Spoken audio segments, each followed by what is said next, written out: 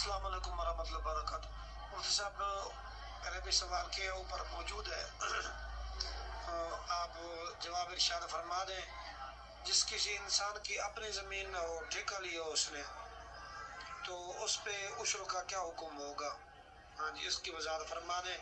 اپنی زمین نہ ہو، مساجی لی ہو یا ٹھیکہ لیا ہو، اور پانی بھی ٹیوب ویل کا مل کا ہو، ٹھیک ہے نا جی، نہری پانی نہیں لگتا ہو، تو اس بارے میں آپ کیا فرمائیں گے؟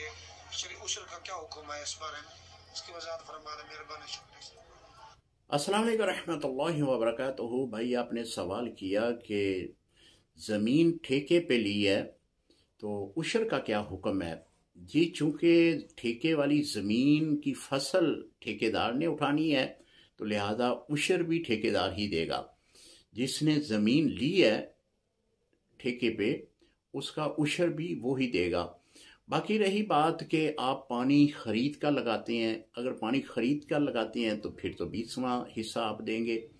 اگر آپ بارش کے پانی سے اس کو سیراب کرتے ہیں یا ہوتی ہے سیراب تو پھر جو ہے آپ عشر ادا کریں گے۔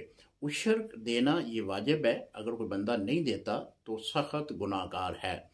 اور مشاہدات میں یہ بات بہت زیادہ آئی ہے کہ بہت سارے لوگ جو ہیں وہ عشر دینے سے اتراتے ہیں تو پھر وہ بھاری قسم کا نقصان بھی ان کو اٹھانا پڑتا ہے۔